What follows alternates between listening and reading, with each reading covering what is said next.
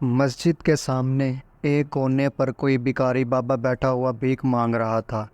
بابا اندھا تھا، اس لیے لوگ اس پر ترس کھا کر کچھ نہ کچھ بھیک دے جاتے تھے۔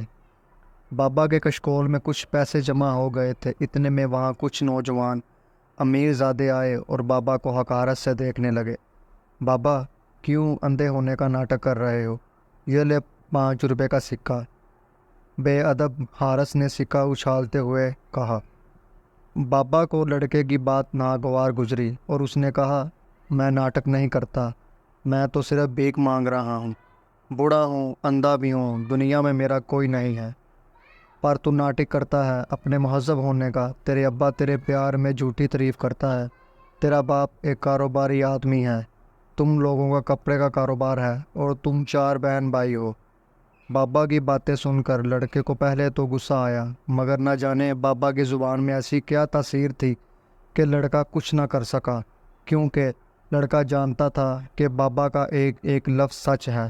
یہ بابا تو کوئی بڑا بزرگ لگتا ہے جو ہمارے بارے میں اتنا کچھ جانتا ہے، حارث نے ایسا سوچا۔ اتنے میں دوسرے لڑکے نے کہا، بابا زیادہ باتیں نہ کرو، جاؤ بھیک مانگو۔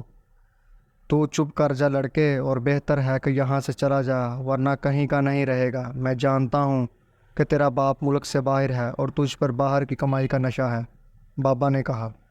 دوسرے لڑکے کا منہ بھی کھلے کا کھلا رہ گیا۔ یار، یہ بابا تو ہمارے بارے میں سب کچھ جانتا ہے، لڑکے نے آہستہ سے اپنے دوسرے دوست سے کہا۔ بابا نے اس کی بات سن لی اور کہا، میں تمہارے خاندان کے بارے میں بھی سب کچھ جانتا ہوں۔ بابا، آپ بہت پہنچے ہوئے بزرگ لگتے ہو، دعا کریں میں امتحان میں پاس ہو جاؤں۔ تیسرے دوست نے کہا۔ وہ بابا سے متاثر ہو چکا تھا۔ اللہ تجھے امتحان میں کامیاب کرے، بابا نے دعا دی۔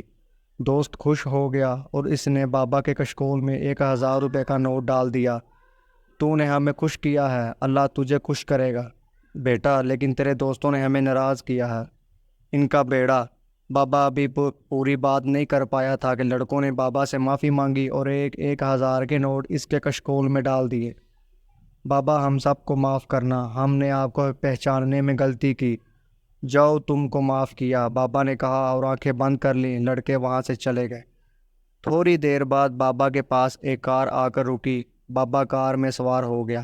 کار میں بیٹھتے ہی بابا نے نقلی داڑھی اتاری اور پیسے گنے جو تقریباً 5000 تھے۔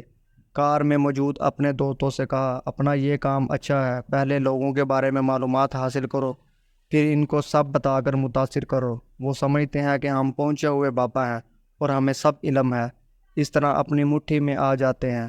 تھوڑی محنت زیادہ ہے مگر آمدنی اچھی ہو جاتی ہے۔ کار میں موجود تمام نقلی بابے یہ سن کر ہنسنے لگے۔